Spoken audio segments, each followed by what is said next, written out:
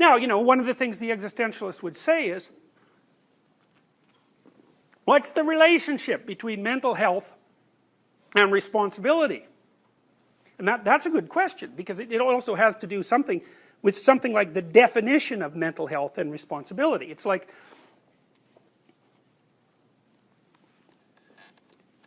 if you want your life to be well constituted, let's say, whatever that means, and it doesn't mean being happy. See, the reason it can't mean being happy is there's going to be times in your life where you're going to be called on to act when you're not happy. So, for example, when one of your parents dies, you're going to make a choice. You're not going to be happy. That will not be, well, hopefully you won't be. Otherwise you're tangled in some sort of Freudian nightmare, but let's assume that that's not the case. You're not going to be happy about it. You're going to be hurt, and maybe even partly broken. So what the hell are you supposed to do then? Well, the answer is, you should be more use than trouble under such circumstances. That's a good thing to strive for, because your mother's going to be, if it's your father, your mother's going to be equally distraught, and so are your siblings, and everyone else you care for. Maybe by that time you should be tough enough so that in that situation, you're good for something. Someone has to make the damn funeral arrangements. Someone has to settle out the will. Someone has to make sure the family doesn't degenerate into horrific squabbling, which is something that often happens after the death of a parent. And you're not going to be motivated to do that by happiness. And what if you have a sick child when you're a parent? Maybe it's a chronic illness. You are not going to be happy about that. It'll be a weight that you carry with you all the time. And it's one of those things that seems particularly unjust. It's like, okay, well, you're no longer happy. Well, if being happy is the purpose of life, well, then that's pretty much it for you, isn't it? And these catastrophes that I'm speaking of, you can be certain that you're going to be exposed to many of those during your life. It'll be a rare period. I think it's a rare period in anyone's life where one or more of such things isn't going on chronically. If it's not you with some terrible health problem or some other terrible problem, then it's a parent or a sibling or a child, because you're connected to other people and they're vulnerable too. So that's the lot of human beings. And so if it's happiness, and this is what Solzhenitsyn said about happiness too, he said, happiness is a philosophy who's brought to ruin by the first blow of a guard's truncheon. It's like, yeah, that's about as bluntly as you can put it. Dostoevsky's critique basically said, you can't solve the problem of suffering by formalizing a utopia and joining it like a mass animal. You can't do that because you're not that kind of creature. Even if it was possible, you wouldn't accept it. You'd cause trouble because you're interested in trouble. You're probably more interested in trouble than you are in being happy. So, and I mean, people like that. That's another marker often of serious personality disorder. I have clients, have many of them, who are way more interested in causing trouble in some dramatic way than they are in being boring and stable. They'll take any form of suffering and inflict any form of suffering on any number of people they can possibly get their hooks into in order merely to escape, drab and secure normality. You call those people dramatic. Overly dramatic. That's one way of looking at it. And they make, as far as I can tell, a relatively conscious choice. Trouble is more interesting than safety. Kierkegaard says something similar, but in a more what would you say? In a manner that's more constructive in some sense, with regards to what you should do with all that insane energy that you're not going to be able to encapsulate inside a utopia. And it has to do with individual responsibility. There is a view of life which conceives that where the crowd is, there is also the truth. And that in truth itself, there is need of having the crowd on its side. I was on a panel at one point about, I think we were discussing gender differences obviously between men and women. And there are lots of people, the social constructionists in particular, who think that all the differences, there's biological sex and then there's gender, and gender is socially constructed.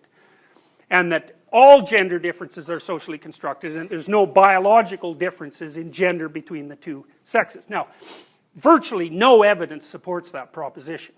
If you look at the hardcore psychological evidence, in fact, it's completely the opposite. And not only that, as you make societies more egalitarian, men and women get more different instead of more the same. Now, the reason that happens is because once you iron out the environmental variability by equalizing everything, all that's left is genetic variability. And so it springs to the forefront. And so the biggest gender differences in the world are between men and women in Scandinavia. And those are partly personality differences. Women are higher in negative emotion and more agreeable, among other things.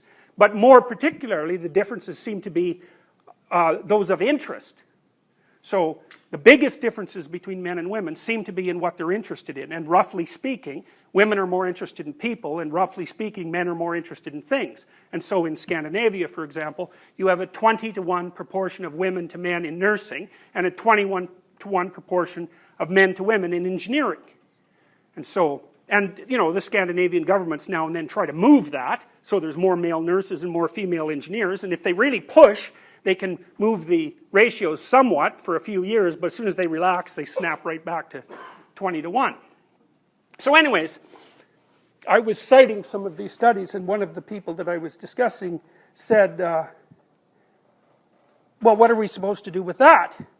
And I said, well, I don't know what you mean. Those are scientific findings. He said, yeah, but truth has to be established by consensus. And I thought, I don't want to live in whatever world you're going to end up ruling.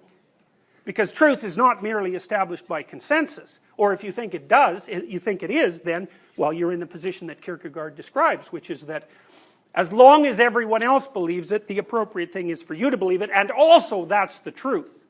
It's like it's a pretty damn dismal philosophy, and it gets people into tremendous trouble. Because no matter how many people think there isn't a wall there, anyone who runs at it head first is in for a vicious surprise.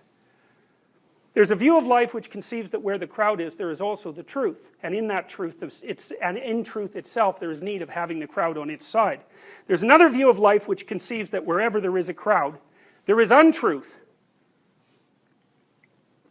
So that, to consider for a moment the extreme case, even if every individual, each for himself in private, were to be in possession of the truth, yet in case they're all to get together in a crowd to which any sort of decisive significance is attributed, a voting, noisy, audible crowd, untruth would immediately be in evidence.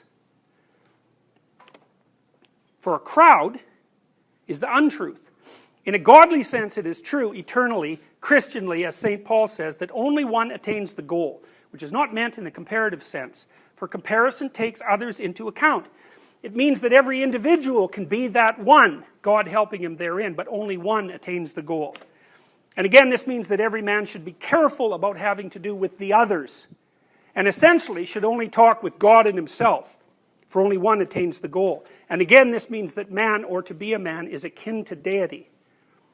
In a worldly and temporal sense, it will be said by the man of bustle, sociability, and amicableness, how unreasonable that only one attains the goal. For it is far more likely that many, by the strength of united effort, should attain the goal. And when we are many, success is more certain, and it is easier for each man severally. True enough, it is far more likely, and it is also true with respect to all earthly and material goods. If it is allowed to have its way, however, this becomes the only true point of view, for it does away with God and eternity and with man's kinship with deity. It does away with it, or transforms it into a fable, and puts in its place the modern, or we might say the old pagan notion that to be a man is to belong to a race endowed with reason, to belong to it as a specimen, so that the race or species is higher than the individual. This is 100 years before Nazism, which is to say that there are no more individuals, but only specimens.